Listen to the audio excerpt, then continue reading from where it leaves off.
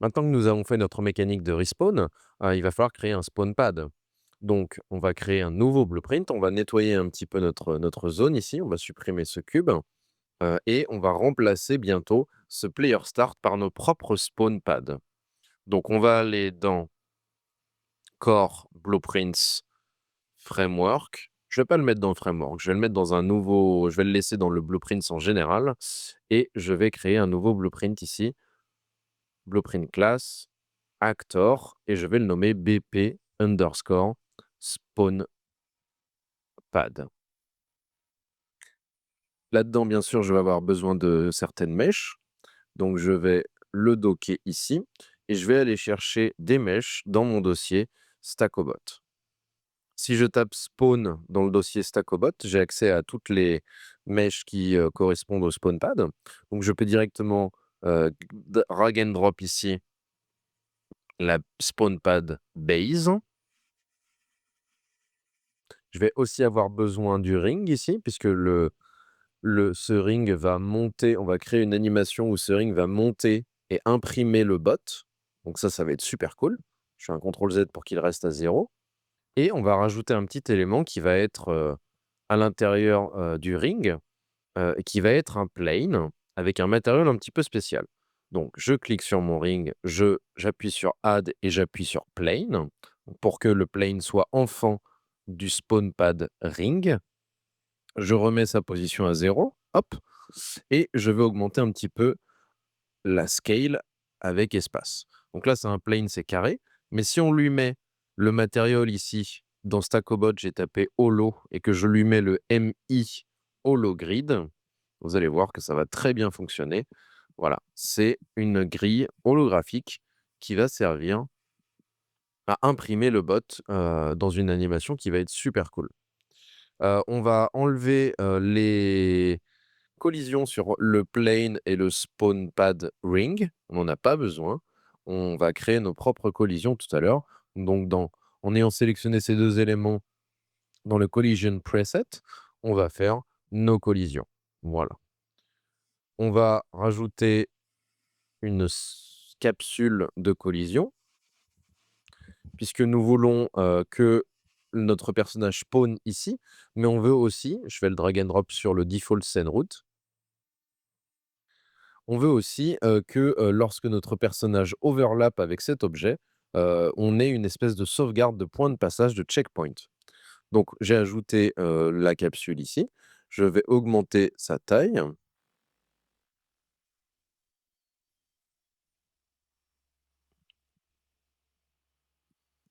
Voilà, ça devrait être suffisant et dans les collisions, je vais aller changer le preset. Donc là, je veux choisir, le preset trigger, puisque nous voulons overlap la plupart des choses, et on veut absolument rien bloquer. Au niveau du spawn pad, c'est tout bon. Au niveau du ring, on va le remettre à 0 puisqu'on veut qu'il commence, en bas et qu'il monte au fur et à mesure quand on aura créé l'animation. Super. On va aussi créer, une caméra, qui va prendre le contrôle et en fait, on va obliger le point de vue du joueur, lorsqu'on est en train de spawn. Pour ça, on va créer un nouveau spring arm. Je clique sur add spring arm. Ce spring arm, il sera directement attaché aux routes normales. Je vais le déplacer un petit peu, je vais lui mettre une longueur à 450 et je vais ajouter, en ayant le spring arm de sélectionné, je vais ajouter une caméra. Ça, ce sera la caméra de spawn. Vous voyez que automatiquement la caméra s'est mise loin. Je vais remettre à 0, 0, 0 ici pour qu'elle soit exactement là où le spring arm termine. Et je vais orienter un petit peu le spring arm pour qu'on ait un point de vue sympa lorsqu'on spawn. Je pense que c'est pas trop mal, on pourra le modifier plus tard. On va rajouter aussi un petit effet Niagara qui va nous permettre de savoir si le spawn pad en cours est actif ou pas. Ça, c'est un effet Niagara relativement simple, donc on va pas le faire ensemble, on va utiliser celui qui existe. FX Spawn Pad Active. Donc je peux le drag and drop directement ici. Il s'est mis en enfant de mon Spring Arm, c'est pas génial. Je préfère qu'il soit enfant de la base, par exemple, ici. Évidemment, je l'ai changé son parent, mais il n'a pas bougé dans l'espace, donc je vais le remettre à 0 pour qu'il soit au bon endroit. Parfait. Et enfin, je vais avoir besoin d'une localisation dans l'espace pour faire spawner mon joueur. Donc je vais juste ajouter un composant que j'aime beaucoup, pour travailler, avec des localisations, c'est une arrow. Donc j'ai fait add, j'ai ajouté une arrow que je vais mettre attachée à la scène route ici, et cette arrow, je vais la déplacer pour la mettre ici. Donc là, c'est bien puisqu'on va se servir de cette arrow, vous voyez la grosse arrow rouge que je peux mettre d'une autre couleur, peu importe, qui va me dire dans quel sens et à quel endroit le player va spawner. Et là, c'est parfait parce qu'il va spawner, directement, en vue, de la caméra. Donc ça va être parfait. Je vais faire compile, je vais faire save et maintenant on va passer au code. La première chose qu'on va faire, c'est que sur la capsule, on va cliquer sur la capsule et on va rajouter tout en bas l'événement On Component Begin Overlap. Donc ça, ce sera l'événement quand quelque chose rentre dans cette zone de la capsule. Et ici, on va avoir besoin de faire des appels, aux différentes fonctions qu'il y a dans le game mode. Donc là, le plan, c'est lorsque notre personnage rentre en overlap avec la capsule, on veut stocker que ce spawn pad est l'active spawn pad. Et le meilleur endroit pour centraliser ça, c'est bien évidemment le game mode. Donc on retourne ici, dans la dev map, on clique sur ce petit bouton et on va edit le GM gameplay. Dans le GM Gameplay, on a besoin de créer une variable pour stocker, le spawn pad qui est actuellement actif. Donc on va créer ici une nouvelle variable. Je clique sur plus.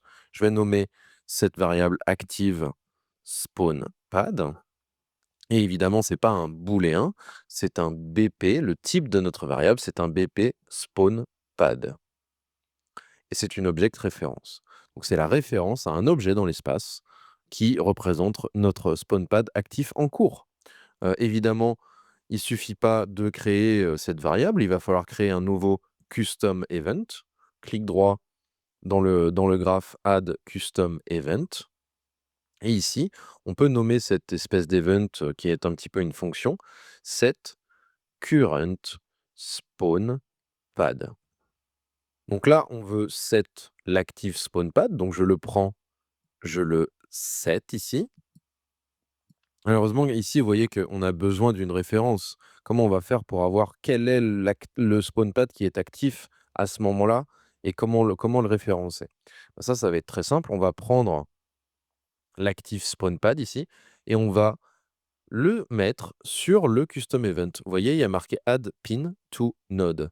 Ça permet en fait d'ajouter un nouvel input à notre custom event. Vous voyez qu'ici, il y a inputs et automatiquement, ça a pris le bon type, d'objet et ça lui a donné le bon nom. On va laisser ce nom-là, il est très bien. On va juste vérifier quelque chose ici. Peut-être que cet event peut être appelé par quelque chose qui est invalide et cette référence peut être invalide. Peut-être que le spawn pad est en train de se faire détruire ou des choses comme ça. Donc on va rajouter ici un check. C'est important de rajouter souvent des checks. Is valide en ayant tiré sur le active spawn pad. S'il est valide avec le petit point d'interrogation ici, on veut faire quelque chose. On veut faire quelque chose, on veut sauvegarder l'active spawn pad. Vous verrez, ça servira pour plus tard. On va se servir de cette référence quand le personnage meurt pour choisir, aller chercher l'active spawn pad et spawner à cet endroit. Ça va être très pratique pour plus tard. Je compile, je save mon game mode et je retourne dans mon spawn pad. Donc, nous voulons get le game mode. Et ici, pour rappel, c'est un game mode générique. Si je laisse ma souris dessus, il nous dit game mode base object reference. Donc, on ne peut pas set current spawn pad, ça ne va pas fonctionner. On a besoin de cast pour rentrer à l'intérieur de notre classe. Donc, cast to gm underscore gameplay. On vérifie que notre game mode en cours est un gm gameplay. Si c'est le cas, si le cast réussit, on veut set current spawn pad. Donc je tire ici mon GM gameplay, set current SpawnPad. Et là, la pin attend quelque chose ici. Vous voyez qu'on a une pin vide, c'est l'active SpawnPad qu'on a créé ici en input. Et bien là aussi, c'est un input. Donc, qui est le current SpawnPad quand le personnage rentre en overlap? Et ben, c'est moi-même. C'est le BP SpawnPad en cours et en anglais, c'est self. Get a reference to self. Donc ça, c'est top. Maintenant, on voudrait l'activer. Ce SpawnPad ici en interne. L'activation du SpawnPad, pour rappel, si je retourne dans le viewport, l'activation du FX SpawnPad, entre autres. Donc on va créer une nouvelle fonction, puisque l'activation, on peut s'en servir dans plein d'endroits différents. Donc on va créer ici une nouvelle fonction. On va créer une fonction ici avec le bouton plus, on va la nommer toggle activation. Et je mets toggle puisqu'on veut se servir de la même fonction quand on active et quand on désactive le SpawnPad. Donc on a une fonction toggle et on va exposer un booléen pour dire est-ce que c'est on ou est-ce que c'est off. Donc j'ajoute ici un input, j'ai cliqué sur le petit plus, je le nomme on et c'est un booléen. Très bien. Donc là, je veux rajouter une branche. Je peux tirer le on et taper branche, mais je peux aussi appuyer sur B sur mon clavier et cliquer dans le graphe. Automatiquement, ça m'a créé une branche.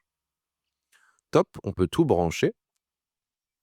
Si c'est true, on veut activer ici ce FX SpawnPad. Donc je drag and drop mon FX SpawnPad ici et je fais Activate. Parfait. Évidemment, si c'est false, je veux désactiver ce SpawnPad. Donc je déplace mon SpawnPad, je fais Deactivate et je le branche à false. On veut rajouter une toute petite dernière chose sur le SpawnPad base, ici.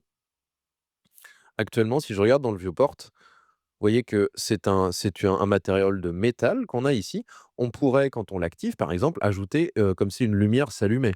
Donc il va falloir changer ici le MI métal en MI glow. Je vous ai déjà préparé un matériel ici, MI glow. Vous voyez que quand on le change, ça s'allume. Ça, c'est super cool. Donc, je fais CTRL Z. Je vais aller changer ça directement, dynamiquement, via le code. Donc, je prends mon SpawnPad base, je le get ici, et je vais changer le matériel. Set material. Nous voulons changer ici l'élément numéro 1, c'est l'index numéro 1, vous voyez ici. Donc je peux ici mettre élément index 1 et quand on active le SpawnPad, je veux lui donner mi_glow. Parfait. Par contre, évidemment, quand je désactive le SpawnPad, on peut CTRL D cette node, le brancher, rebrancher la target, n'oubliez pas. Et ici, on ne veut pas le MI Glow, on veut retourner sur le matériel actuel qui est MI Metal. Voilà, parfait. Donc on a le MI Metal en bas, le MI Glow en haut. Et on a notre super fonction d'activation qui va servir un petit peu partout, vous allez voir. Je compile, ça a sauvegardé. De retour dans mon event graph, je vais, quand notre personnage rentre dans la capsule, je veux activer notre SpawnPad, donc je drag and drop la fonction toggle activation et je veux qu'elle soit sur on. Alors évidemment, il va falloir penser à ce que là, on est rentré à l'intérieur d'un SpawnPad, mais le SpawnPad précédent, il est encore activé. Donc il va falloir trouver un moyen de désactiver le SpawnPad précédent. Comment on fait ça? On va dans le GM Gameplay et là, en fait, automatiquement, avant de mettre à jour l'active SpawnPad, on veut toggle l'activation du SpawnPad précédent. Donc, s'il est valide, le SpawnPad, je vais double-cliquer sur ma note pour déplacer un petit peu ici et rendre mon graphe propre. S'il est valide, avant de sauvegarder un nouveau SpawnPad, je prends mon SpawnPad, je le get et je fais dessus toggle activation et lui, je veux que le on soit sur false. Ainsi, je vais rajouter un petit commentaire, comme ça je saurai ce qui se passe ici. Je sélectionne mes nodes, j'appuie sur C, disable old spawn pad et ici, on rajoute une node, save new, on rajoute un commentaire, pardon, save new spawn pad. Donc là, c'est super, on aura toujours un seul spawn pad d'activer visuellement. Je compile, je save. On va faire une autre chose, maintenant qu'on a notre toggle activation, on va faire en sorte que en begin play ici, je peux supprimer le tick et l'acteur begin overlap. En begin play, je veux désactiver le spawn pad. Ainsi, le FX sera désactivé et on est certain que pour le spawn pad base, on ait le matériel de métal. Allons tester ça. Dans ma dev map, je vais aller dans Blueprints, ici dans Spawn Pad. Je vais drag and drop plusieurs spawn pads dans l'environnement et voir ce que ça donne. Voilà, j'appuie sur Play. Là, par défaut, tout est désactivé.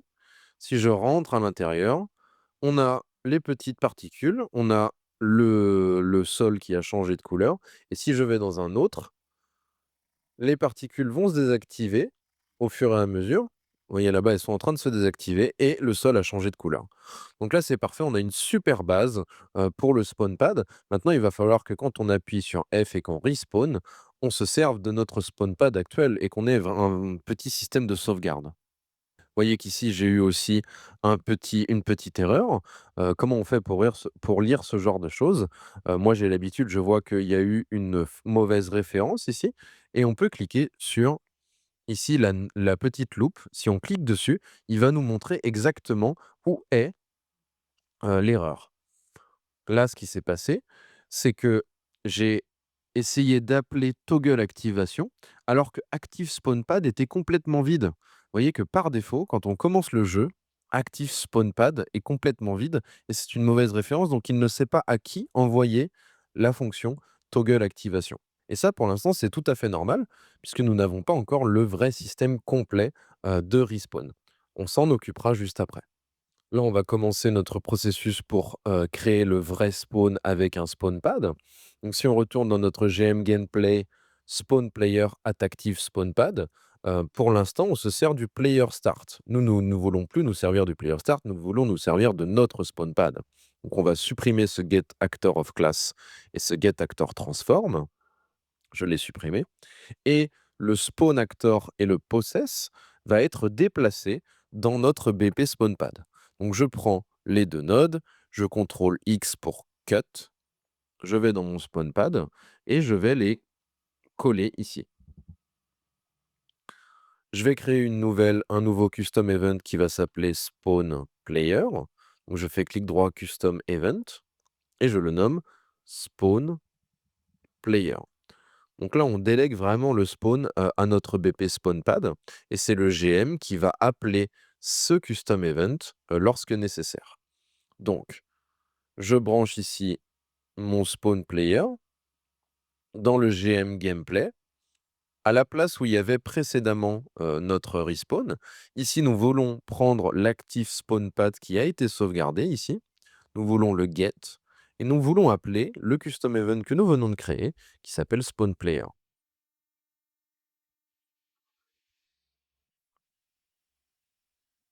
Donc là, on dit à notre spawn pad actif, tu peux spawn un player. Je peux double-cliquer pour me retrouver au bon endroit dans le BP spawn pad. Donc, nous voulons avoir, au niveau de la location, nous voulons nous servir de notre arrow location ici. On peut même la renommer en appuyant sur F2 et en la nommant player spawn location. On la get et on veut avoir son world transform pour avoir sa position dans l'espace. Donc get world transform ici.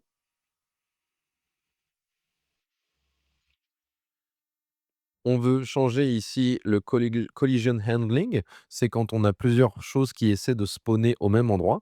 Vu que c'est un spawn pad, c'est très important qu'on garantisse le spawn. Donc on va faire try to adjust location, but always spawn. Ça garantit qu'il va toujours spawner quelque chose et que s'il y a quelque chose qui est déjà à cet endroit, il va déplacer ce qu'il essaie de spawner à un endroit qui est relativement proche. Donc on va choisir ça, try to adjust location, but always spawn. Ça va nous servir plus tard, donc on va essayer de sauvegarder ici le pawn qu'il a essayé de spawn. Donc on fait clic droit, promote to variable. Cette new var, on va la renommer spawned boat. Voilà. Et on va s'en servir ici dans inPawn pour que ce soit beaucoup plus propre. On n'oublie pas de brancher. Comme ça, c'est tout bon. Et donc là, maintenant, il va falloir qu'on s'occupe de notre espèce d'animation, si vous vous rappelez bien, d'animation de spawn, avec le ring qui monte, qui descend et un effet de printing en fait qui s'active. Pour ça, on va pas se mettre directement ici. On va créer un nouveau custom event. Clic droit, custom event. Un custom qui va s'appeler start spawn animation. On n'oublie pas évidemment d'appeler cette start spawn animation ici, donc start spawn animation, voilà. Donc là, on a spawné un bot, on l'a sauvegardé dans une petite variable temporaire et on va commencer l'animation. La première étape, c'est de prendre le contrôle de la caméra actuelle du joueur, du bot qu'on vient de spawner. Pour ce faire, on va faire un get player controller. Et là-dedans, il y a une fonction qui s'appelle set view target with blend. Ça, c'est une fonction relativement simple qui permet en fait de changer la caméra active à laquelle le joueur voit, à travers laquelle le joueur voit. Donc ça, c'est bien. La nouvelle view target, en fait, c'est ce BP-là, puisqu'on veut que la caméra du jeu soit cette caméra ici. On n'a même pas besoin de lui donner une référence à la caméra. On va directement dans l'event graph dire self. Donc c'est moi-même la target avec un blend. Le blend, c'est tout simplement un temps de transition entre la caméra A et la nouvelle caméra. Ici, on est en train de respawn, donc on veut jumper instantanément à cette caméra-là. Et plus tard, on se resservira de cette node pour blender entre la caméra du spawnpad et la vraie caméra du joueur. Tant qu'on est ici, on veut aussi désactiver les inputs de notre joueur, le temps qu'on fasse l'animation seulement. Donc on peut tirer sur le getPlayerController et faire disable input.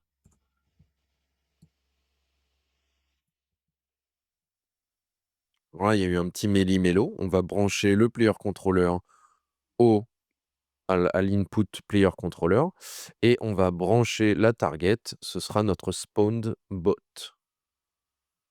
Donc on désactive. Je débranche ici avec Alt. Je débranche. Donc là, on désactive. La target, c'est le spawn bot et le player controller, c'est le player controller. Voilà. Le holo grid plane, on veut le rendre visible. Peut-être qu'il est devenu invisible, donc on veut le rendre visible. Donc ici, le plane, ici, je vais le renommer avec F2, je tape holo grid plane. Et je veux set la visibility. Je veux la set à true. Par défaut, ce serait bien que mon holo grid plane dans la visibility ici, ce soit à false. Voilà, donc je mets visible false. Maintenant que tout est prêt, on va devoir déplacer le ring ici. Pour ce faire, moi j'aime bien me servir de timeline. C'est peut-être que vous avez déjà fait mon cours précédent où où je suis vraiment rentré en détail sur le fonctionnement des timelines. Nous, on va créer une nouvelle timeline ici. Clic droit, timeline. Et on va aller tout en bas, add timeline. Pas add timeline component. C'est important.